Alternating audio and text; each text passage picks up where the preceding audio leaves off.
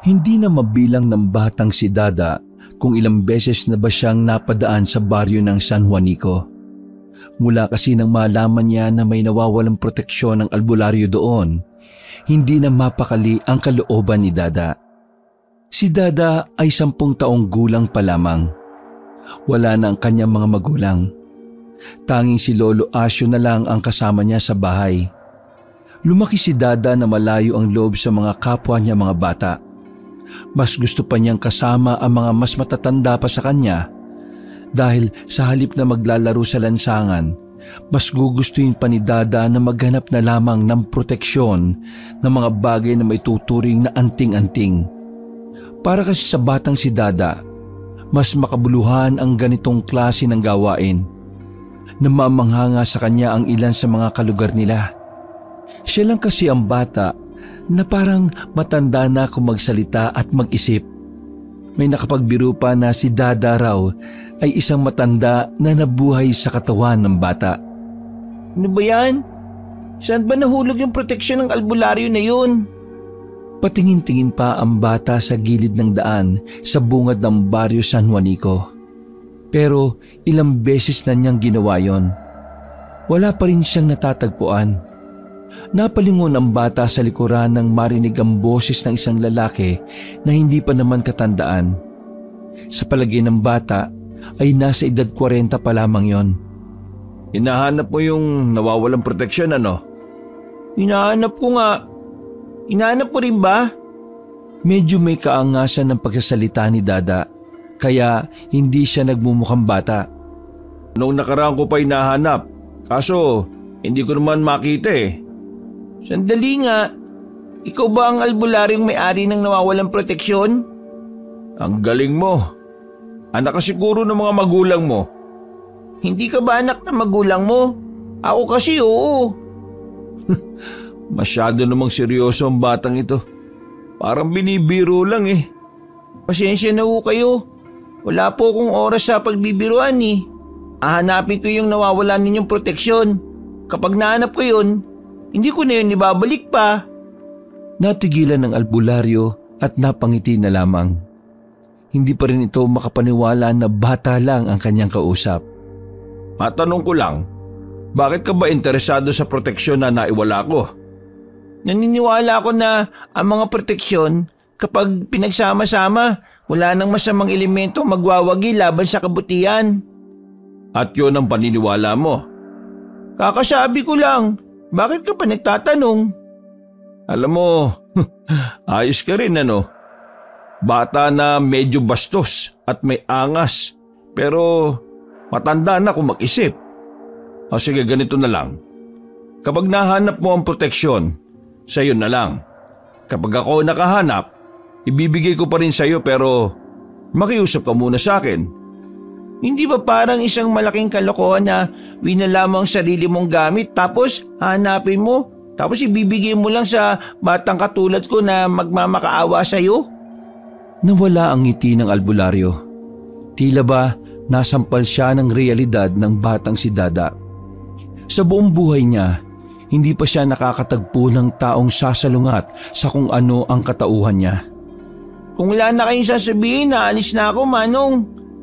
Abaloko! Naglakad na paalis ang batang si Dada. Napapakamot na lamang ang albularyong si Mang Danyos. Malapit lang naman ang baryo San Juanico sa baryo ng Gorospe na siyang tirahan ni Dada. Ilang minutong lakaran lang yon. Kaya naman nakabalik siya kagad sa kanilang bahay noong hapon na yon. Pag-uwi niya sa kanila, naabutan niya si Toto na naggagatong ng kahoy sa kanilang lutuan. Si Toto ang pinsan ni Dada. Kuya na niya itong may tuturing, pero kahit na 10 taon ng agwat ay parang magkasing edad lang sila kung mag-isip. Oh, nakauwi ka na pala. Ako na muna ang nagluluto rito. Medyo pagod si Lolo Tasyo eh. Maghapon kasi silang nag-anis sa sakahan. Walang pahinga. Umupo ang bata sa gilid ng kanyang kuya Toto. Kumusta naman pala yung pangongolekta mo ng proteksyon? Marami na akong nakukolekta eh, pero yung hinahanap ko sa baryo San Juanico wala pa rin. Oy Dada, Sigurado kang ayos pa yung ginagawa mo? Ako naman nag-aalala lang ha. Alam mo naman ang usap-usapan ngayon. Mga aswang na nagpapanggap na tao at nakikihalubilo sa kung sino-sino para makapambiktima. Alam mo naman pala Kaya mag-ingat ka ha. Hanggat maaari, huwag kang uuwi ng sobrang gabi. Narinig ko sa grupo ng mga albularyo rito sa baryo natin. Marami daw ang mga aswang pero may hina lang sila. Pero kapag marami, mas mahirap. Oo, punterian nila yung mga bata. Kaya ikaw, mag-iingat ka ha. Marami akong proteksyon Hindi nila ako magagalaw. Huwag kang siguro. Oo, marami kang alam sa mga proteksyon. Pero wala ka pang gaanong alam kung ano mga kayang gawin ng mga aswang. Huminga ng malalim si Dada. Sa murang edad, naintindihan na niyang hindi lahat ay kaya niyang gawin. Kaya alam niya na hindi rin dapat minamaliit ang mga aswang. Wala pa namang katibayan na totoong may aswang sa kanila. Pero hindi inaalis ni Dada ang mga posibilidad. Kaya naman habang wala pa, nagdahanda na siya sa mga posibleng mangyari. Dahil ayaw niyang masaktan o mapahamak ang kanyang lolo Asyo. Pagkatapos magluto ng sinigang na baboy, 6:00 pa lang ng gabi ay nauna nang kumain si Dada at Toto. Hindi na muna nila ginising ang matandang si Asyo. Naparami ang kain ni Dada. Masarap kasi talaga magluto si Toto. Sa lahat ng pinsan niya, yun lang talaga ang may malasakit sa kanilang maglolo. Kulang na nga lang ay sa kanila na tumira ang binata. Sobrang bait nito at para bang hindi ito marunong magalit. Oh, ano? Una na ako ha. May pupuntahan lang ako sa San Juanico. San Juanico? O bakit? Sama ako. Dada, 8:00 na. Delikado na para sa bata na lumalabas ng bahay. Hindi na ako bata, no? 10 taong ka pa lang. Anong di ka na bata? Sige na, Kuya Toto. Susama na po ko. Pangako hindi po ako magiging pasaway. Ay nako. Sige na. Sumama ka na. Pero sinasabi ko sa iyo wag na wag kang lalayo sa akin ha. Wala nang tao sa labas nang maglakad sila paalis. Malimig na rin ang simoy ng hangin. Giniginaw na nga si Toto, pero si Dada ay parang walang nararamdamang lamig. Ano bang gagawin mo sa San Juanico? Palim lang kaming nakikita ni Tessa. Ayaw kasi ng pamilya niya sa akin. Tessa? Yung syota mo at 4 na araw na kayo ngayon? Alam na alam mo Pambira ka. Sinabi mo sa akin kahapon. Sabog ka ba, Kuya Toto? Natawa na lamang si Toto sa kanyang narinig. Sa bungad pa lang ng baryo San Juanico ay napatigil na si Toto. Binuhat niya si Dada at nagtago sila sa gilid. Uy, kriminal lang yung nagtatago, no? Anong meron, Kuya Toto? Nakikita mo yung lalaking yon. Kuya ni Tessa yan. Kapag nakita ko niyan, yari ako dyan. Hanggat wala ka namang ginagawa masama, wala kang dapat ikabala Maliban na lang kung may binabala ka masama. Ay naku Dada, hindi mo ako maintindihan Kapag nagkasyota ka na, baka maintindihan mo na ako. Wala pa ako nabasa sa libro na para maintindihan mo ang isang bagay, kailangan ng syota. Ang pangunawa natin sa mga bagay ay oo na. Magpapaliwanag ka na naman Napansin nila na nawala na ang kuya ng babaeng si Tessa. Kaya naman dali-dali na silang pumasok sa loob. Nakahinga ng maluwag si Toto. Samantalang tahimik lang naman si Dada na pasimpleng hinahanap ang proteksyon ng albularyo. Nasa kalagitnaan na sila ng baryo nang tumigil sila sa tapat ng isang bahay. Pumwesto ang magpinsan sa likuran ng taniman ng mga ampalaya. Nakapagtago sila ng bahagya dahil malago-lago na ang mga dahon doon. Wala bang aswang na makakakita sa atin dito? Sa baryo natin meron, dito wala. Bakit ayaw mo puntahan doon sa bahay nila kaysa sumilip ka rito? Ang tunay na lalaki, haharap sa magulang ng babae, no? Baka tagin ako ng mga yun Kung alam mo lang kung anong klaseng magulang meron sila. Hindi ako interesadong malaman. Ay naku, ewan ko sa'yo. Para ka talagang matanda magsalita. Kumuha na lamang ng maliit na bato si Toto at binato ang bintana ng bahay. Pero sa halip na ang babaeng si Tessa ang sumilip, ang tatay nito ang dumungaw doon. Gagi, nalinti ka na. Alis na tayo. Binitbit na ni Toto ang bata paalis sa tapat ng bahay nila Tessa. Hingal na hingal si Toto nang ibaba na niya si Dada. Habang nagpapahinga sila sa gilid, isang matandang babae ang napadaan sa harapan nila. Nung una ay kay Toto nakatingin ang taong yon. Pero nang idako ng matanda ang kanyang tingin kay Dada, biglang nanlaki ang mga mata nito. Parang natataranta at hindi alam ang gagawin. Nagmamadali ang matandang makaalis. Hinabol naman yun ni Dada. Hanggang sa makarating na sila sa medyo wala ng kabahayan. Liwanag na lang ng buwan ang nagsisilbing ilaw sa parting yon. Huminto ang matanda nang maramdamang nakasunod ang bata. Masama ang tingin nitong hinarap si Dada. Bakit mo ako sinusundan? Bakit ka tumatakbo? Ano karapatan mo magtanong? Ang ikinikilos mong kainainala ang siyang nagbukas ng karapatan ko para sundan ka at alamin ang dahilan. Dahilan kung bakit ka natataranta. Nagulat ang matanda sa matalinghagang mga salita na binitiwan ng isang bata. Sa puntong yon ay alam na ng matanda na hindi lang basta bata si Dada. Takot ka ba sa akin dahil meron sa katawan ko ang hindi tinatanggap ng katawan mo? Eto ba? Kinuha ni Dada ang isang medalyon na nakaipit sa kanyang bewang. Isa itong medalyon na lumalamig kapag may aswang sa paligid. Ngayong malamig ito, sabihin mo nga sa akin, aswang ka ba? Eh ano ngayon kung aswang ako? Seryoso lang ang mukha ni Dada habang ang matandang yon ay parang galit na galit. Wala akong pakialam. Tinanong ko lang no. Ngayon, alam ko na gumagana ang proteksyon niya ito. Salamat. Aalis na ako. Hey! Ano? Naglakad na si Dada na parang wala lang nangyari. Hindi na niya tinangkap ang puksain ng aswang na yon. Dahil una sa lahat, wala naman siyang kakayahan na pumatay ng aswang. Ang mahalaga sa kanya, nalaman niyang totoo ngang may aswang sa kanilang probinsya. Uy, saan ka ba nagpunta? Di ba sabi ko sa iyo, wag na wag kang lalayo sa akin? Ano ka ba naman, Dada?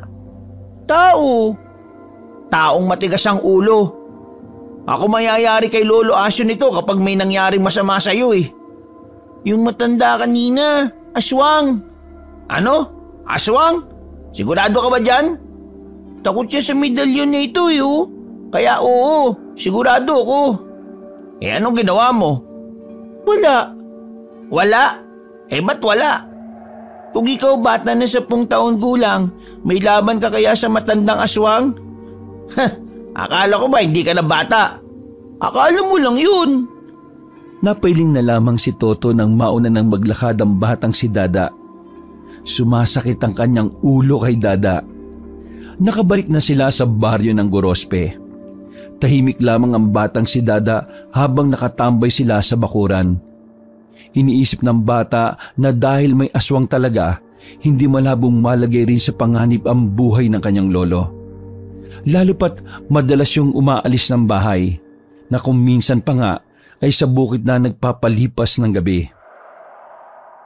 Kinabukasan ng umaga, kahit na alanganing oras na nakatulog, maaga na namang nagising ang batang si Dada. Nasanay na kasi ang katawan nito sa pagiging maagap sa lahat ng oras. Pagbangon ni Dada ay agad na napadungaw siya sa bintana. Amoy na amoy niya ang adobong baboy na niluluto ng kanyang Lolo Asyo. Sinuot ng bata ang kanyang pudpud ng tsinelas sa kabag tungo sa kanilang bakuran. Apa, gising ka na pala. Mabuti naman at bumangon ka na. Maya-maya lang kakain na rin tayo. Tawagin mo ang Kuya Toto mo pag naluto na ito ha. Malapad ang ngiti ng matanda. Kapag ganun kalapad ang ngiti ng matanda, alam na kagad ni Dada na nakasahod na yon mula sa pagsasaka. Isang sinyalis din kasi na nagkarne sila. Nakakapagbaboy o manok lang naman kasi sila tuwing sasahod na matanda. Lolo, marami pong salamat kasi pinaglulutuan niyo ako ng masarap na pagkain. Abay, siyempre naman. Ikaw ang paborito ko nga po eh. Kaya dapat lang na lahat ng kakanin mo ay masarap. Nahihiya nga ako kasi minsan lang tayo makapag-ulam ng medyo maayos-ayos eh. Huwag po kayong mayalo. Lahat ng ginagawa niyo ay lubos kong pinagpapasalamat sa Diyos, maliit man o malaki. Alam mo, Apo, swerte ko sa iyo. Kasi hindi na kita kailangang sabihan sa mga bagay. Yung isip mo kasi, parang ano na eh. Ano bang tawag doon sa English? Injured ba yun? Lolo, matured po. Ay, oo, yun nga. Di ka bata kung mag-isip. Alam mo na kagad ang realidad ng buhay. Pero Apo, subukan mo rin minsang maging bata. Kasi bata ka pa naman eh. Dapat ang iniisip mo lang eh kung paano ka sasaya. Simula nang iwan ako nila mama at papa nung sanggol ako, pakiramdam ko hindi na ako bata eh. Pakiramdam ko po, meron akong misyon sa mundo. At yan ay maging kolektor ng mga proteksyon. Nako, ang dami mo nang nakolekta mula sa iba't ibang albularyo at pangkaraniwang tao. Lolo, malakas po ang kutob ko na hindi lang yun eh. Sumeryoso ang mukha na matanda. Tumabi ito sa pagkakaupo sa batang si Dada. Apo, masaya ako sa ginagawa mong pangongolekta. Pero sana ay iwasan mo mga mas hihigit pa dyan. Tulad po ng alin? Gaya na lang ng pagnanais na kalabanin ng mga aswang. Napatingin lamang si Dada sa kanyang lolo. Ngumiti lang yun sa kanya na kinagulo naman ang isipan ni Dada. Hindi na humaba pa ang usapan na yon nang dumating si Toto. Sumenya si Dada sa kanyang pinsan tungkol sa nangyayari noong magkasama sila. Tumungo naman si Toto bilang pagsang-ayon. Ayaw kasi nilang ipaalam ni Dada na may nakausap siyang aswang. Batid niyang labis na mag-aalala ang kanyang lolo. Pagkatapos nilang gawing agahan ng adobo ng baboy, nagtungo na naman si Dada sa baryo ng San Juanico. Sa pagkakataong yon ay kasama pa rin niya si Toto. Tutal, gusto rin namang makita ng binata ang kasintahan niyang si Tessa. Pumasok sila sa baryo ng San Juanico.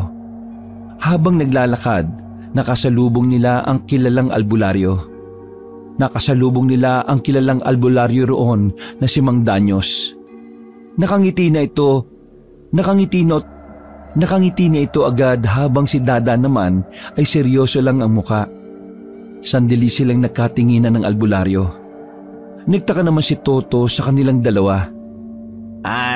Dada, kilala mo ba yan? Oo, siya yung irresponsableng albularyo na winala ang sariling proteksyon. Uy, bibig mo, mas matanda sa'yo yan ha. Natawa na lamang si Mang Danyo sa kanyang narinig. Ayos lang. Nakakatuwa nga ang batang yan eh. Ang bata-bata pa pero parang kaedad nila Jose Rizal kung magsalita. Magandang araw nga pala, albularyo. May kailangan ka ba? Depende. Hulaan mo. Hindi ako manghula eh.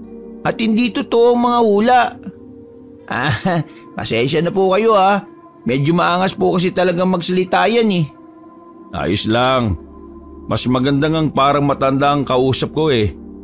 Bata, sa katunayan, meron akong gustong sabihin sa iyo eh. Pero kung gusto mong malaman, sumunod ka sa bahay ko.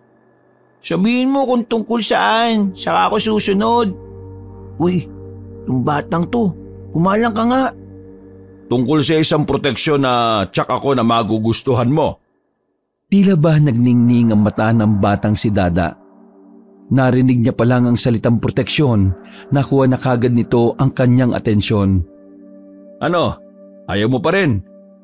Paano ko makakasiguro kung totoo yung sinasabi mo? Ilala ko sa baryong ito. Yun na lang ang isipin mo. Tumango na lamang ang bata. Sinundan na niya si Mang Danyos. Pati si Toto na si Tessa lang sana ang pakay, napasama na lang din kay Dada. Hindi rin naman kasi nito pwedeng iwan ng bata, lalo pat may mga kumakalat na kwento na ang mga aswang ay gumagala-gala lang din sa mga baryo. Dinala sila ni Mang Danyos sa simple nitong bahay. Pinaupo sila sa bakuran at naghintay sandali. Uy, Dada, sama ka ng sama sa kung sino-sino ha. Di mo nga yan kilala eh. Pero kilala siya sa baryong ito eh. Ang sinasabi ko, ikaw ba? Ikaw? Kailangan ko malaman kung ano pa yung isang proteksyon na sinasabi niya eh. Ay nako, bahala ka. Basta huwag ka lang talagang mapapama kasi ako mayayari sa lolo natin. Maya-maya lang ay bumalik na rin ang lalaking albularyo. May dala na itong 3 tasa ng kape. Dadamputin sana ni Toto ang isang tasa pero pinigilan ito ni Dada. Natawa na lang din ang albularyo. Alam kasi nito ang iniisip ni Dada. Huwag kang mag-alala, bata. Hindi ko naman kayo yayang gawin eh. Hindi naman ako aswang. Aswang? May nakita kong aswang dito sa baryo nyo kagabi. Matanda. Pero alam mo, nagtataka tuloy ako kung kilala ka talaga rito. Bakit hindi mo yata alam na may mga aswang nang nakakapasok dito? Dahan-dahang naglaho ang kasiglahan sa ngiti ni Mang Danyos. Tila ba napahiya siya sa sinabi ni Dada. Sandali itong lumagok ng kape at napabuntong hininga na lamang. Totoo po ang sinasabi ni Dada. Kahit bata lang yan, naniniwala ako dyan. Hindi yan marunong magsinungaling eh. Pero kapag tinanong mo yan kung tulina, sasabihin niya oo, kahit na hindi. Alam ko na may mga aswang, pero hindi ko alam kung sino-sino sila. Kaya ko silang puksain, pero mahirap. Dinampot ng bata ang tasa ng kape sabay nilagok. Maligamgam lang naman yon kaya naubos niya kagad. Napailing na lamang si Toto dahil ginawang tubig lang yon ni Dada. Kalimutan mo na muna natin yung aswang. Nasaan yung sinasabi mong proteksyon? Handa akong gawin ng lahat, ibigay mo lang sa akin yun. Wala sa akin eh. Pero alam ko kung nasaan. Nagdikwatro pa ang albularyo. Nasaan? Ituturo ko sa iyo sa isang kondisyon. Anong kondisyon? Sasamahan mo ako sa pagkuha nun. At kapag nasa atin na yon, maghahati tayo. Sa'yo yung isa, akin yung isa. 2 kondisyon ang sinabi mo eh. Basta, ganun nga. Hindi mo ba kaya na mag-isa at kailangan pang magsama ng bata? Dahil ikaw ang proteksyon ko. Sa dami ng proteksyon mo, siguradong hindi ako malalapitan ng mga aswang kapag kasama kita. Mawalang galang na po ah.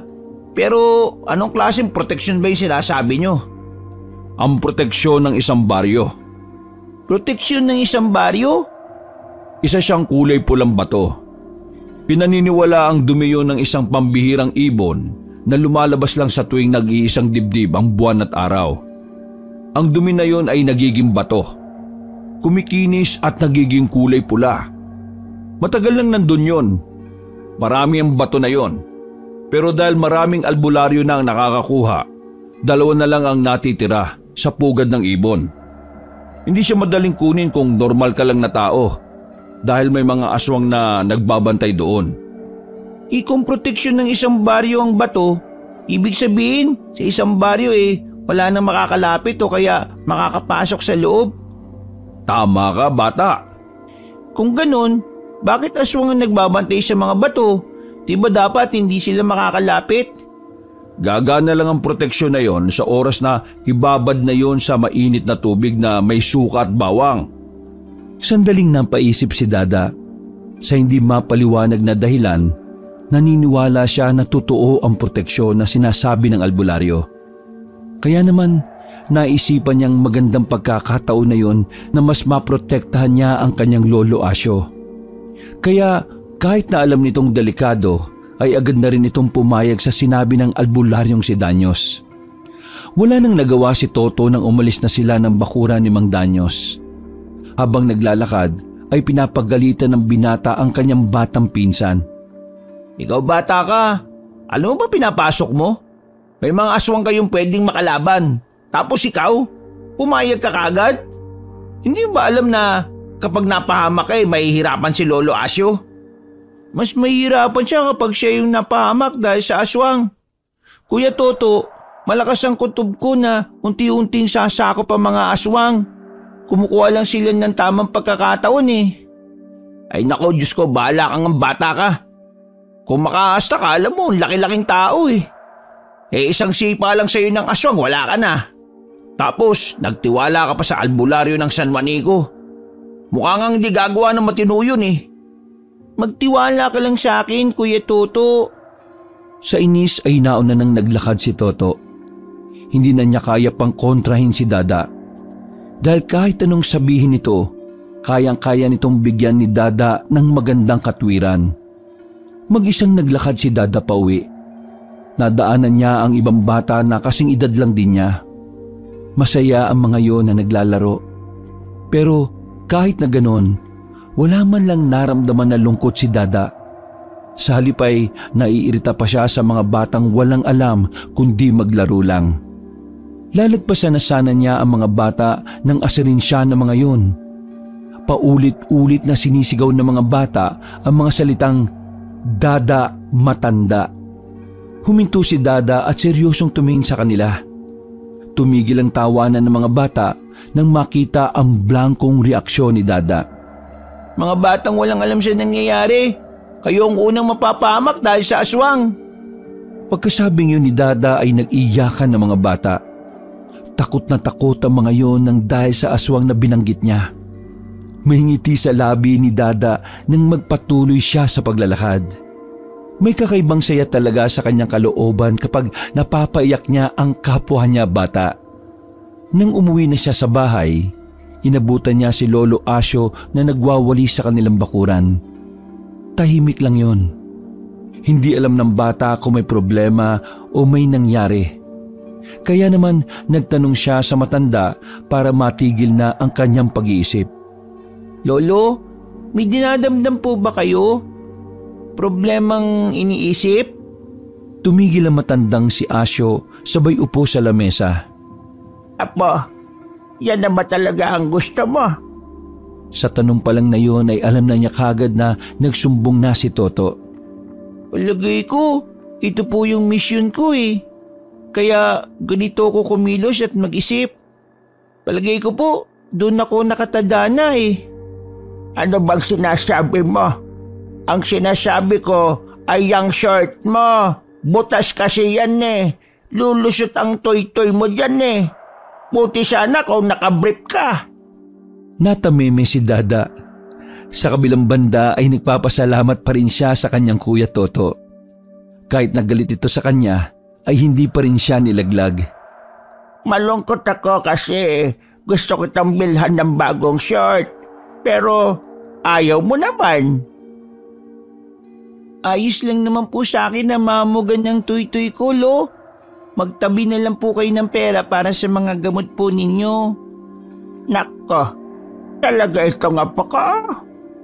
Niyakap na matanda si Dada ng mahigpit. Ramdam na ramdam ng bata ang kapayatan na ng kanyang lolo. Yun ang dahilan kung bakit kahit bata pa lang gusto niyang protektahan ng matanda. Para kay Dada, isang gintong may tuturing si Lolo Asyo na higit pang mas mahalaga sa lahat ng bagay. Malamig, mahamog at tahimik ang paligid ng mga gabing yon. Nasa loob na ng bahay si Mang Asyo habang si Dada naman ay nasa kanilang bakuran pa.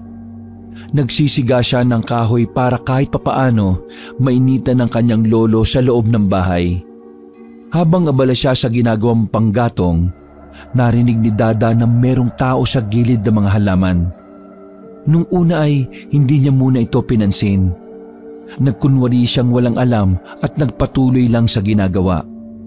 Pero maya-maya, bigla na lamang may napahiyaw na matandang babae. Mula sa kadiliman ay binunyag na matanda ang kanyang sarili. Kamot yun ng kamot sa iba't ibang parte ng katawan. Namukaan yun ni Dada. Yun ang matanda na hinabol niya nung una. Tinigil ni Dada ang ginagawa at lumapit sa matanda. Hindi ko inakala na tinatablan pala ng hantik ang mga aswang na katulad mo. Kasalanan mo ito eh. Kaya ngayon, kakainin kita. Matanda na rin ang lolo ko, pero hindi naman ganyang kalakas ang loob niya kapag alam niyang delikado siya. Ha? Anong sinasabi mo? Humanda ka sa akin. Nasa aktong papasok na sa bakuran ng matandang babae, pero napabalik agad ito sa labas nang makaramdam ng kakaibang panginginig ng katawan. Anong nangyayari? Hindi ka makakalapit sa amin, no? Puno ng proteksyon ng bahay namin eh. Manang, hindi po basta bata ang kaharap ninyo. Isa po akong kolektor ng mga proteksyon. Tila ba kinagulat yon na matanda? Hoy! Aswang! Langya ka! Pinahabol mo pa ako! Napalingon sa kanan si Dada at nakita niya roon si Mang Danyos na may hawak na itak. Mabilis namang tumakbo ang aswang para bang hindi matanda. Hinabol ng albularyo ang aswang. Sumunod na rin doon si Dada. Sa kasamaang palad, hindi na naabutan ni Mang Danyos ang aswang. Dismayado ang albularyo nang abutan nito ni Dada. Pambirang buhay talaga ito. Nakatakas pa.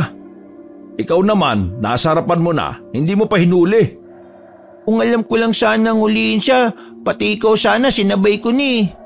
Aba, matabil talagang dila ng batang to ha. Teka, handa ka na ba bukas ng gabi? Handa na po ko.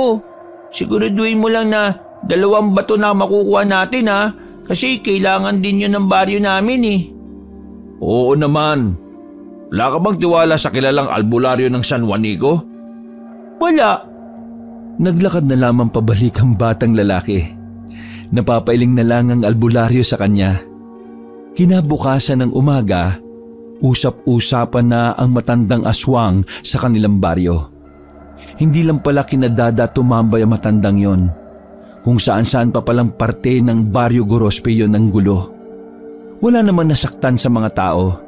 Pero sapat na yon para maalarma ang mga taga Baryo Gorospe. Ayan ang sinasabi ko sa inyo, Toto at Dada. May aswang na talaga sa baryo natin. Dinig niyo yung kwentuhan sa labas. Aswang daw ang matandang nagpagala-gala kagabi. Muntikan pa nga raw mapatay ng mga lasinggero sa kabilang strito eh. Nakaw, hindi na talaga ligtas ang Gorospe. Lolo, ano naman bang ginagawa ng pamunuan natin dito? Ayun, nagsasagawa na sila ng investigasyon. Abang wala pang nahuhuling aswang, hindi rin muna nagpapapasok sa baryo ng hindi nila kilala. Para yun makaiwas tayo sa pagpasok ng mga aswang. Maraming aswang, Lo. Marami sila. Kaya dapat handa din ng mga tao. Marami. Saan mo naman nakuha ang impormasyon na yan, Apo, ha? Sa balita po. Sa balita? Wala naman tayong TV at radyo, ah. Sa balita po ng mga chismosa. Nakahinga ng maluwag si Toto. Buong akala niya ay aamin na si Dada na may alam ito sa mga aswang. Ay, naku ka. Loko-loko ka talagang bata ka. Ang mabuti pa kumain na kayo ng marami at mamaya aalis tayo. Gusto kong maligo sa ilog, kaya samahan niyo ako, ha? Oh, narinig mo, Dada. Kasama ka. Kasama ka. Hindi ako bingin, oh. Inuulit ko lang kasi baka magkaroon ka na naman ng dahilan eh. Nang sumapit ang tanghali ay nagtungo na sila sa ilog. May mangilan-ngilang tao ang naroon. Pero pumwesto sila sa bandang malayo. Habang naliligo sila, bigla na lang tumungtong ang kanilang lolo sa malaking bato. Uy, anong ginagawa niya? Tinitingnan kung may babaeng naliligo sa kabila. Manyaki si lolo. Konti lang. Teka, bakit mo ba ako kinakausap, bata ka? Galit nga pala ako sa'yo. Para kang bata. Napangisi na lamang si Toto. Sa mga nakalipas pang mga sandali ay may mga nagdatingan pang ibang tao. Karamihan sa mga iyon ay babae. Lalapit sana mga yung kina Dada pero bigla na lang yung nagsitigil. Parang natatarantang lumiko sa kaliwa. Sayang! Bakit sila umiwas? Kuya Toto, aswang yung mga yun. Paano ko naman nakasiguro? Pinahawak ni Dada ang medalyon na nakatali sa kanyang bewang. Nagtaka ang lalaki na mapagtantong mas malamig pa ang medalyon kaysa sa tubig. Uy, bakit ang lamig? Kasi nga may aswang. Ayun oh, lahat yan. Kaya sila umiwas kasi natakot sila. Ay, ano ba pinag-uusapan nyo? At bakit kayo nagbubulungan, ha? Ay, wala lo. Si Dada po kasi tigas tuy-tuy dun sa mga sexy. Ay, nako apo. Pagpatuloy ka muna, no? Supot ka pa! Habang nakalublob sila sa tubig ay pasimpleng inobserbahan ng bata ang mga nasa kabilang dako. Napapansin din ni Dada na tumitingin-tingin din sa kanila ang mga yon. Iba na ang kutob ni Dada. Nababahala na ang bata dahil napupuna nilang dumarami na ang aswang sa baryo nila. Ang nakakabahala pa roon, parang wala man lang pangamba ang mga aswang. Normal lang silang nakikihalubilo sa mga tao. Kahit na gustong-gusto pa ni Lolo Asyo ang tumambay sa ilog, wala na itong nagawa ng umahon na agad si Dada at si Toto. Nagmamadaling umuwi ang dalawa. At nang makapagbihis, walang pagdadalawang isip nilang tinungo sa San Juanico si Mang Danyos. Oh, bakit ang aga mo namang bata ka? Sabi ko gabi pa tayo. Ang daming aswang. Ha? Ay, Mamang Albularyo, kagagaling lang kasi namin sa ilog eh. Merong dumating na maliligo rin. Tapos, bigla silang nataranta pagkakita nila kay Dada. Sabi po kasi nitong si Dada aswang daw ang mga yun. Kailangan na natin silang patayin. Baka manakit sila eh. Hindi, wag muna. Ha? Bakit hindi? Kapag inalarma natin sila, baka mahirapan tayo mamayang gabi. Ang mga aswang na yan ay marunong ding gumante. Mas malala pa nga eh. Ay, ganun ba? Hayaan mo lang sila para hindi sila makalata na pupuntahan natin ang bato na proteksyon. Sasama ka talaga mamaya, Dada. Alam mong delikado yan ha. O bakit iho? Hindi ka ba sasama? Kawawa naman yung bata, walang kasamang kuya. Nagkatitigan si Toto at Dada. Nagulat si Toto nang makita niyang parang nagmamakaawa ang mga mata ni Dada sa kanya. Oo na. Kainis naman oh. Ayos. Umuwi na lamang muna si Dada at Toto sa kanila nung oras na yon. Nagpalipas lang sila ng oras. Pagsapit ng 6:00 ng gabi, sabik na si Dada sa kanilang lakad. Lolo Asyo, punta lang sana kaming maisan. Manghuhuling gagamba. Gagamba? Anong gagamba? Para saan? May kakilala kasi ako sa Maynila, Lo. Bumibili sila ng mga gagampang pangsabong. Mahal daw bilhin kaya gagawin ko ng sideline. At isasama mo pa itong batang ito? Di ba po, Lon, sabi nyo, dapat minsan maranasan ko rin ang maging bata. Lolo, ito na po yun. Oo nga no. Napapailing na lamang ang matanda at naglakad na rin paalis ang magpinsang Dada at Toto. Mabilis ang kanilang lakad sa pagkabahalang baka may makasalubong silang aswang. Kahit kasi may proteksyon si Dada, hindi pa rin maiwasan ni Toto ang matakot. Kung siya ay nababahala, si Dada naman ay kalmado lang. Teka. Bakit? Tumigil na naman ang dalawa na makarating na sila sa bungad ng San Juanico. Si Tessa, tsaka yung kuya niya. Kuya Toto, may sasabihin ako sa iyo pero sana wag kang iiyak ha. Ha? Ano ba yun? Hawakan mo itong medalyon ko. O ano? Uy, bakit ang lamig? Alam mo kung bakit? Aswang kasi yung siyota mo at kuya niya. Ha? Tara na. Nang umalis na ang babaeng si Tessa at ang kuya niya, ay nagmamadali na silang pumasok sa baryo. Litong-lito ang utak ni Toto sa sinabi ng kanyang pinsan. Hindi niya alam kung dapat ba siyang ma-broken-hearted o tanggapin na lamang ang katotohanan. Nasa bakuran na si Mang Danyos nang dumating na sila. Nakahanda na rin ang mga kagamitan nito. Handa na ba kayo? Bilisan na natin para madali tayong makarating. Madaling makarating? Ngumiti ng nakakaloko ang lalaki. Hindi alam ni Dada at Toto na ang kanilang dadaanan bago makarating sa kanilang pupuntahan ay bundok pa. Nang nasa kagubatan na sila ay puro angal ang ginawa ni Toto. Paraan lamang niya yon para hindi mahalata ni Dada at Mang Danyos na natatakot na siya sa kanilang tinatahak. Malayo pa ba tayo? Ang sakit na ng pako kakatapak eh. Kailangan pa nating lagpasan ng bundok na ito. Mga 2 oras pa. Tapos pagbaba natin, sasakay tayo ng dimotor na bangka. Ano?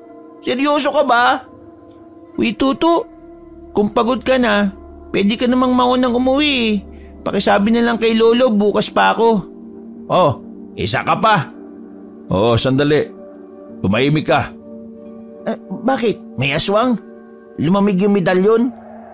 Upo, dali. Wala ba tayong gagawin? Iwas tayo sa gulo.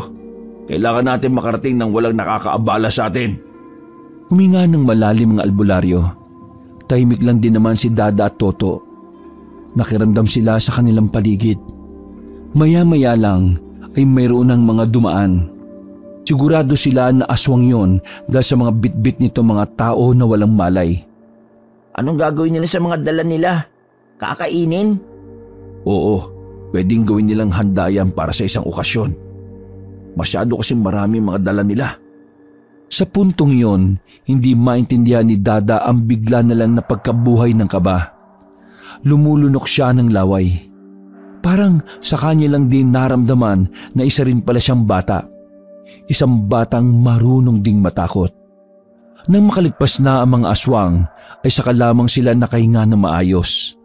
Kung makikita lang nila ang mukha ni Toto, ay makikita nilang namumutla na yon. Pinigilan kasi ng binata ang paghinga. Mukhang kailangan natin sa kabila dumaan. Huwag dito. Sa kabila? Galing na tayo doon ah. Kesa naman dito. Nakita mong dyan din sila duman, di ba? Gusto mo ba maging sisig nila? Hindi na nakapagsalita pa si Toto. Sumunod na lang silang dalawa ni Dada sa albularyo. Nagawang makaiwas ng 3 sa panganib na sana ay dadanasin nila sa mga aswang. Si Dada, sa halip na makaramdam ng sobrang takot, habang tumatagal ay parang mas lalo pa siyang nasasabik. Kapag kasi nakuha na niya ang pulang bato, yun na ang pinakamagandang proteksyon na makukolekta niya. Pababa na tayo ha. Mag-ingat kayo sa daan. Baka may maapakan kayong tuyong dahon at madulas kayo pababa. Tandaan nyo, kapag nahulog kayo dyan, ang bagsak nyo sa langit. Dinungaw pa ni Dada at Toto ang bangin na nasa gilid nila. Malakas pa ang hangin ng mga sandaling yon, kaya medyo kabado rin sila. Mamamatay ba talaga tayo dito kapag nahulog tayo? Kuya Toto, malalaman mo lang yan kapag sinubukan mo. Tama ang bata. Makalipas ang halos 2 oras, bumaba na sila sa paanan ng bundok. Kaunting lakad lang, nakarating sila sa isang dalampasigan. Napakamot na lamang sa ulo si Toto. Seryoso ka pala sa sinasabi mo kanina? Seryoso lahat ng sinasabi ko, no? Halika kayo, sumunod kayo at manghihiram tayo ng bangka. Naglakad sila ng kaunti at narating naman nila ang bukod tanging bahay na naroon. May kahabaan ng kubo at mula sa labas, maririnig ang mga tao na nasa loob.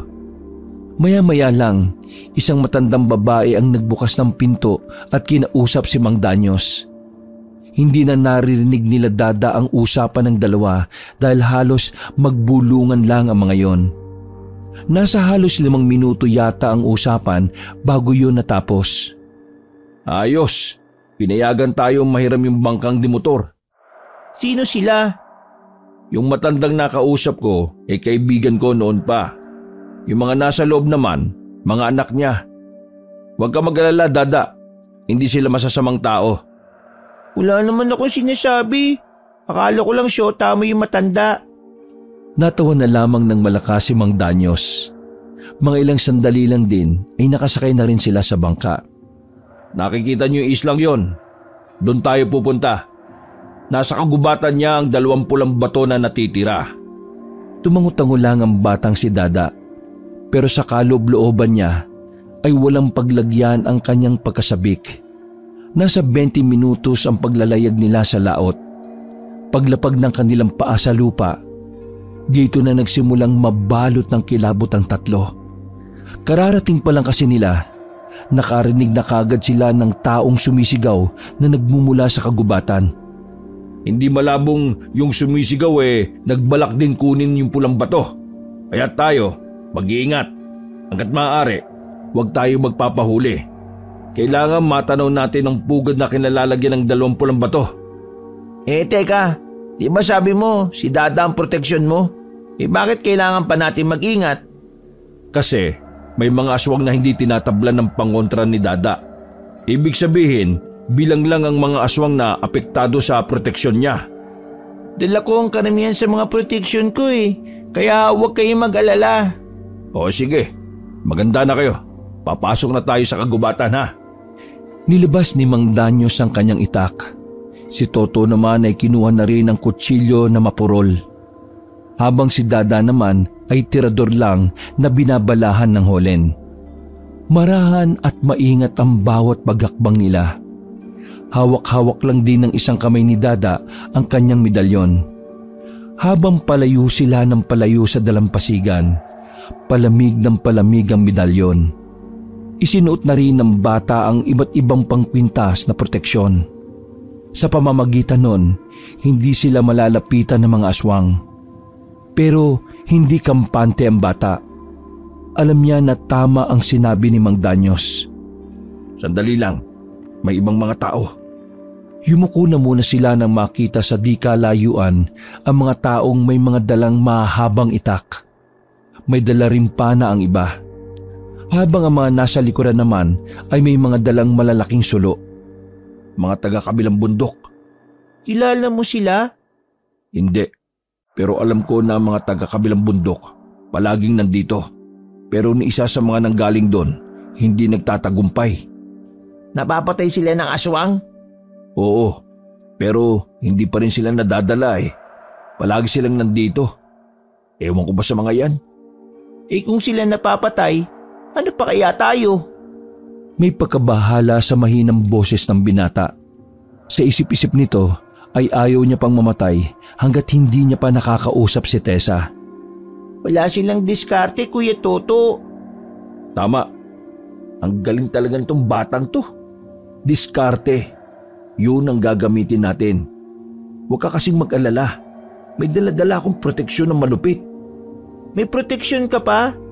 Oo, yung nawawala na hindi naman totoong nawawala. Sinabi ko lang nawawala para magtagpo yung landas nating 2 bata. Tatawa pa sana si Mang Danyos, buti na lamang ay natakbang kagad ni Toto ang bibig. Hindi na lang nagsalita ang batang si Dada. Sa murang edad, naisip niya na maganda rin ang ginawa ng albularyo. Aalis na sana sila pero hindi nila inaasahan na merong nakakita sa kanila. Narinig ang kanilang hakbang, kaya naman agad silang nilapitan at tinutukan ng mga itak. Hinigit naman agad ni Toto ang kanyang pinsang si Dada, habang si Mang Danyos naman ang humarap sa mga taong nakabahag. Magandang gabi. Nandito rin pala kayo? Wow! Ang liit talaga ng mundo, no? Nakatingin lang sa kanila ang mga yon para bang naiinsulto dahil naroon sila. Oo, wag tayo mag-away. Magagalit ang Diyos, sige kayo. Hindi ka yata nila naiintindihan. Tumigil ka na. Baka lalong mukhang hindi nyo naiintindihan ang kasama namin. Mas mainam pa yatang umalis kayo sa harapan namin. Uy, ano ka ba naman? Pinapaamo ko nga tapos ikaw ginagalit mo. Itong batang to talaga Mga ilang sandali lang ay nagbulungan ng mga nakapalibot sa kanila. Nabigla na lang sila nang agawin kay Mang Danyos ang hawak nitong itak. Pero bago pa man sila madakip ng mga yon, may mga aswang nang umangil sa paligid. Natigilan ang mga nakabahag. Mabilis ang mga sumunod na nangyari. May hinablot ng isa sa kanila. Sinamantala ni Mang Danyo sa mga nangyayari para damputin ulit ang itak. Tara! Binuhat ni Toto si Dada. Habang nakakagulo pa sila, nagmamadali na nilang nilisan ang lugar na yon. Habang papalayo, rinig nila ang magkahalong sigaw at angil ng mga aswang. Unang beses lamang makakita ni Dada ng aswang na halimaw ang itsura. Kaya naman dito na siya nakaramdam pa ng bahagyang takot. Walang titigil hanggat hindi pa tayo nakakalayo. Takbo lang! Halos madulas-dulas sila para lang makalayo sa kanilang pinanggalingan. Makilang beses na nga rin silang nasugatan dahil sa matatalas na dahon na kanilang nahahawakan.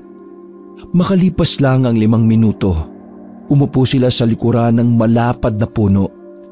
Doon sila nagpahinga dahil hinihingal na rin si Mang Danyos. Ganun pala ang itsura ng mga aswang kapag hindi sila nakaanyong tao.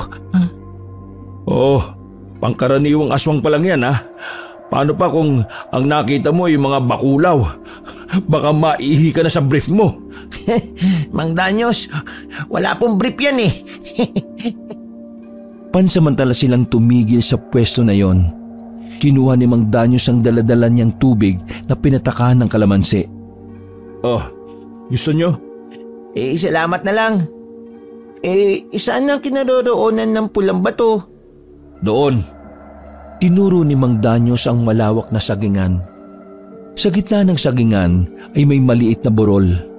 Naroon daw sa tuktok ang sinasabing proteksyon na mapapakinabangan ng isang baryo. Ayun na ang burol. Nasa tuktok niya. Makinig kayo sa akin ha. Ganito ang gagawin natin. Dinukot ni Mang Danyos ang isang kwintas. Wala yung pendant. Parang yari lang siya sa manipis na pilak. Ito ang proteksyon na sinasabi ko, Dada. Ang tawag dito, laho. Kapag sinuot ito ng isang tao, hindi siya makikita ng mga aswang. Invisible ang epekto niyan? Hindi. Mawawala lang tayo sa paningin ng mga aswang. Pero sa paningin ng tao, hindi. Hindi talaga nila tayo mapapansin. Wag na wag lang kayong bibitaw sa akin. Dahil lahat ng didikit sa akin ay maapektuhan itong proteksyon na ito. Hanggang ilang minuto ang itatagal? 7 minuto lang. Kaya dapat susuotin lang natin itong kwintas na ito kapag sobrang lapit na natin sa pugad. Para hindi masayang ang oras. Nasa pugad kasi ang mga nagbabantay na aswang. Dada, papasan na lang kita sa balikat ko. Ako naman, hahawak kay Mang Danyos. Yan, tamang naisip mo. May naambag ka rin sa wakas. O sige, tara na. Pinasana ni Toto ang batang si Dada.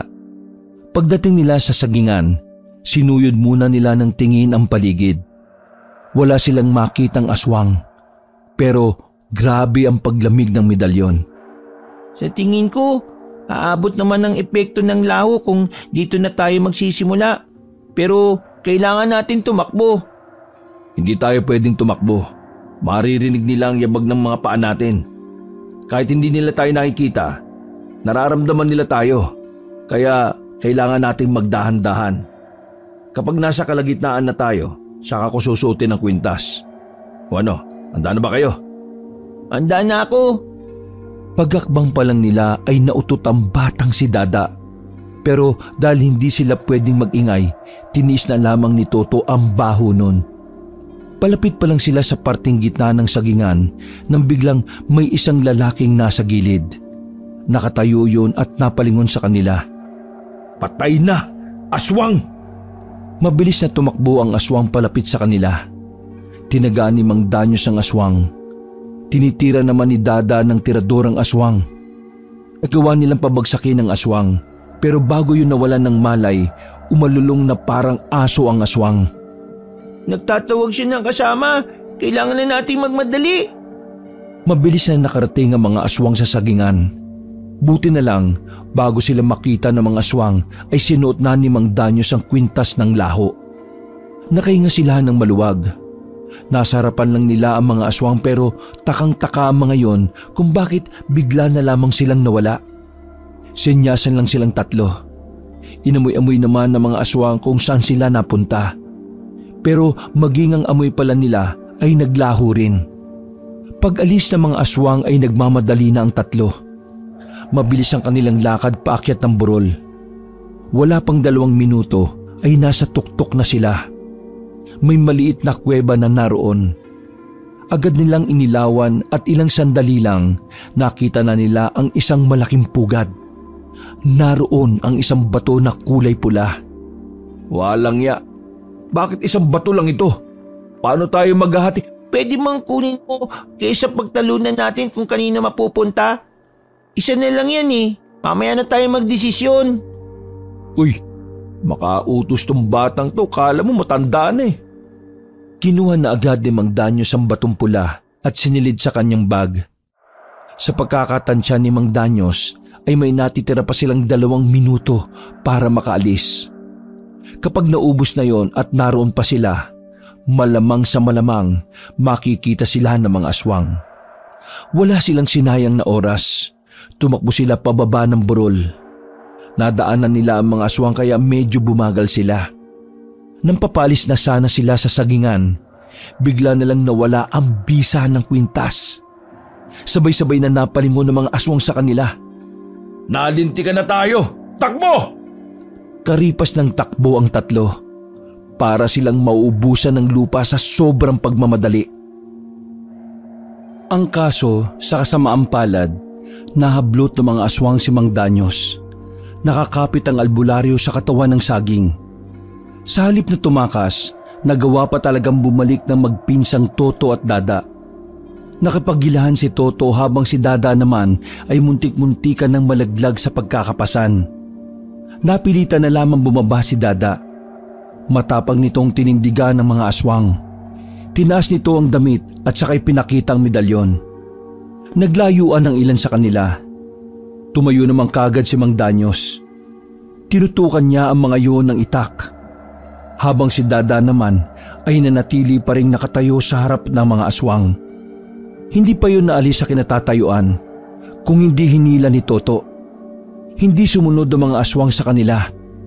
Para bang nagkaroon ng trauma ang mga aswang na yon nang makita ang medalyon. Nakaramdam ng kaunting pagkamangha si Mang Danyos sa bata. Hindi niya akala na makakakolekta ang batang yon ng malakas na proteksyon. Nakalayo sila sa burol at sa sagingan. Tuwang-tuwa ang albularyong si Mang Danyos.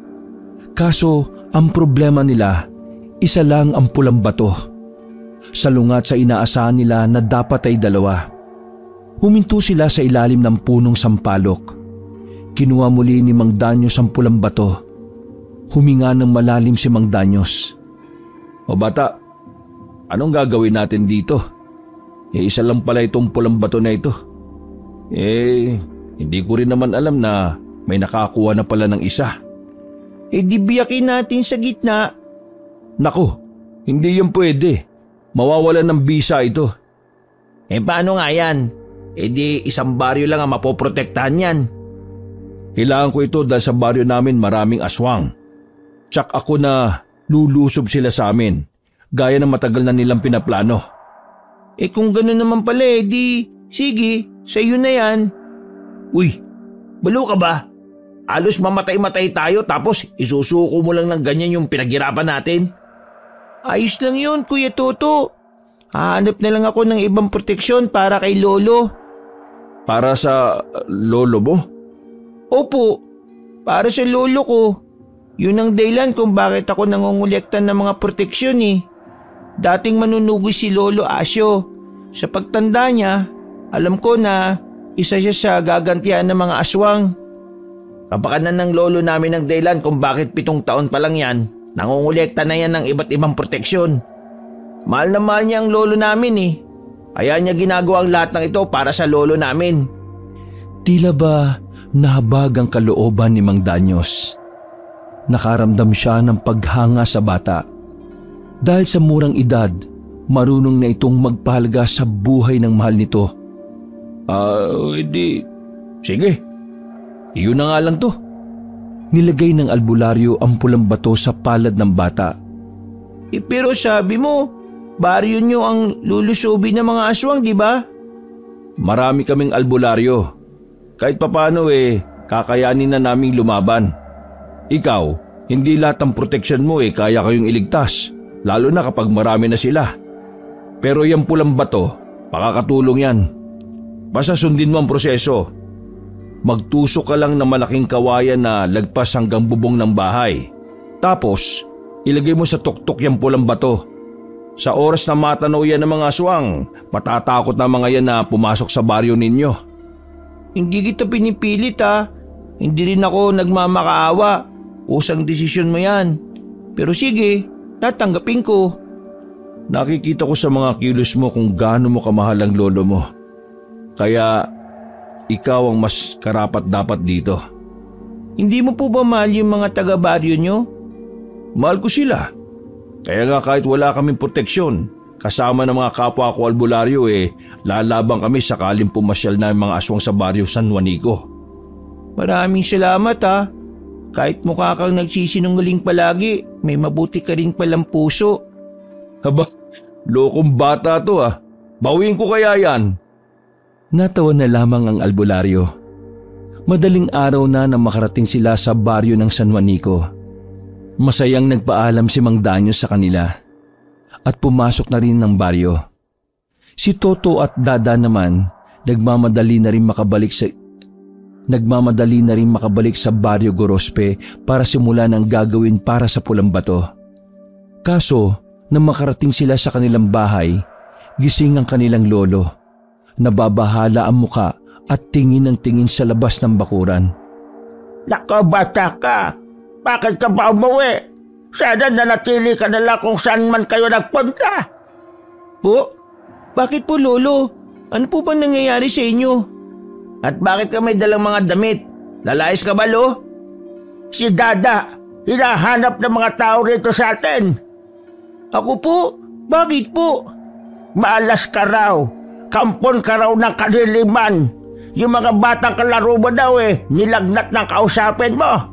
Lahat sila'y nakakasundo na para hulihin ka at igapos. Tapos bala kanilang sunugin ang buhay. Tinuturing kanilang salot po.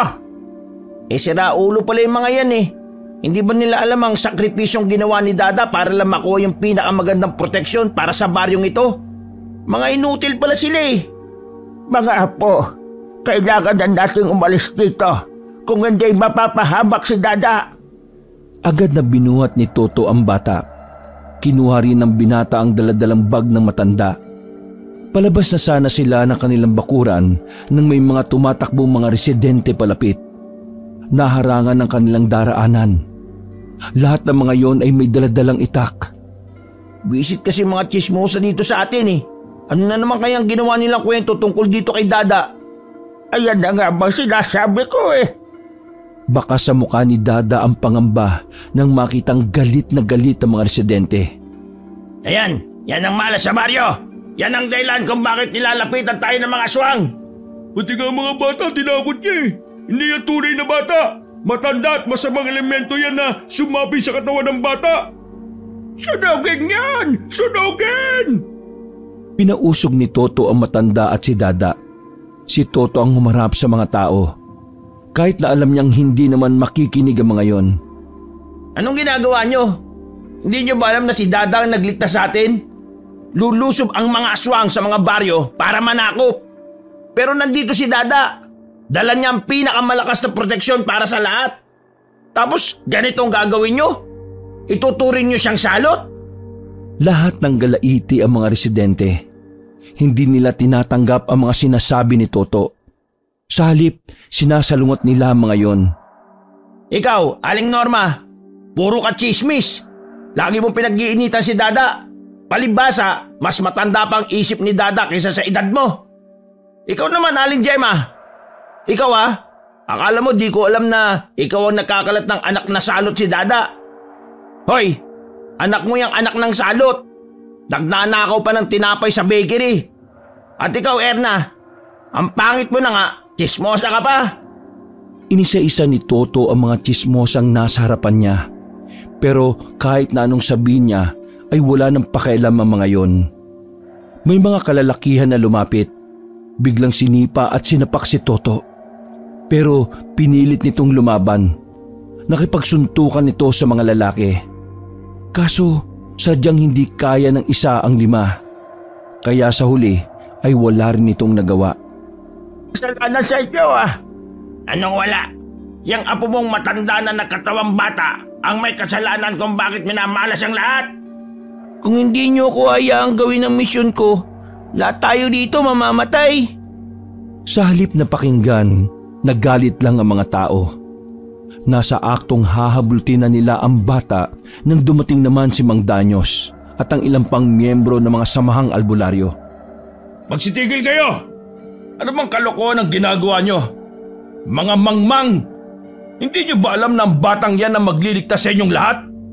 Pero dahil sa ginawa nyo, pinatunayan nyo lang na hindi kayo dapat maligtas. Lulusob ang mga aswang, baka bukas, pero baka rin ngayon. Kaya kung gusto nyong mabuhay, hayaan nyo ang batang yan na gawin ang nararapat. Matigas ang ulo ng mga taga-Gorospe. Walang naniniwala. Kaya naman napilitan na si Mang Danyos na isama na lamang si Dada sa baryo ng San Juanico. Huwag niyo sanang pagsisiyan ang ginawa niyo sa amin. Tandaan niyo, kayo ang gumawa ng sarili niyong kapalaran. Inakay na ng ibang albularyo si Toto. Hirap yung makalakad. Bago ito umalis ay nag-iwan pa ito ng kataga. Ang papangit nyo! Nakalis naman sila ng maayos. Hindi na rin humabol sa kanila ang mga tao. Nakahinga naman ng maluwag ang batang si Dada. Pagdating nila sa baryo ng San Juanico ay dumiretso sila sa bahay nila Mang Danyos. Pinag-usapan nila kung ano ang gagawin sa pulang bato. Sa tingin ko, dito na lang natin gamitin ang pulang bato. Sigurado ka ba dyan? Una sa lahat, ikaw naman talaga nakakuha nito eh. Pangalawa, mas karapat-dapat protektahan ng mga tao dito kaysa sa mga taga-Gorospe. Kung ganon, dapat na nating simulan ng proseso. Tumangulang ang bata. Namamanga sa kanya ang ibang albularyo na kung paano siya magsalita at mag-isip. Habang ginagamot si Toto sa kabilang bahay, sinumulan na rin ni Mang Danyos ang proseso. Makalipas lang ang halos kalahating oras, natapos na rin nila. Nilagay nila sa dulo ng kawayan ng pulang bato. Tinusok naman nila ang kawayan sa lupa na lagpas sa bubungan ng bahay. Naghintay lang sila ng halos 1 oras. Dakong 4:00 na ng madaling araw. May nakapagsabi sa kanila na may mga aswang na sa palibot ng baryo. Pero hindi makapasok ang mga yon dahil sa batong pula. Masaya sila dahil sa wakas, hindi na nangyari ang pinangangambahan nila. Ang kaso nga lang, dahil hindi na kayang pumasok ng mga aswang sa San Juanico, ang baryo ng Gorospe ang napagbuntungan nila. Narinig ni Dada ang usapan ng mga albularyo tungkol doon. Kahit papaano, nag-alala pa rin ang batang si Dada. Ligtas naman na kasi ang kanyang lolo. Kung tutuusin, wala na siyang pakialam dapat sa mga taong nanghamak sa kanya. Pero sa halip, nakaramdam siya ng awa sa mga yon. Nilapitan ni Dada si Mang Danyos na kasama ang mga albularyo. Napatigil ang mga yon sa pag-uusap. Mang Danyos, gusto ko sanang humingi ng malaking pabor eh. Nagkatinginan ng mga albularyo. Oh, ano ba yung bata? Kaya niyo po bang harapin ng mga aswang? Kayang-kaya namin. Marami din kami. Pero kailangan lang namin ng proteksyon. Dahil maraming bata at buntis ngayon dito. Bakit ba? Pakiusap. Iligtas niyo po sila, yung mga taga-Gorospe. Iligtas niyo yung mga residente dun. Ha? Sigurado ka ba? Tingnan mo yung ginawa nila sa pinsan mo. Hayaan mo siya. Basta sana iligtas niyo sila. Nakikiusap ako sa inyo. Lolo Asyo, iba rin talaga itong apo ninyo ano? Napakabuting bata. Dahil dyan, sige, ililigtas namin sila. Mga kasama! Agad na kumilos sa mga albularyo. Tinawag na rin nila Mang Gorospe ang iba pang kalalakihan sa baryo San Juanico para tumulong. Umatake nga ang mga aswang sa baryo ng Gorospe. Pero nang dahil sa tulong ng mga albularyo, nagawa nilang talunin ang mga aswang. Masaya ang batang si Dada. Sa murang edad niya ay naintindihan din niya na dapat maging mabuti pa rin sa mga taong ayaw sa kanya. Nakamit ang kapayapaan. Nawala ang mga aswang at sa baryo San Juanico na rin tumira ang iba pang residente ng Gorospe. Masaya rin naman si Toto. Hindi pala totoo na aswang ang pamilya ni Tessa. Niloko lang siya ng batang si Dada para makapag-focus sa kanilang misyon. Nang matapos ang kaguluhan, nagpatuloy pa rin sa pangungulekta ng proteksyon ang batang si Dada. At gagawin niya ang lahat para din protektahan ang kanyang nag-iisang lolo, si Asyo. Wakas.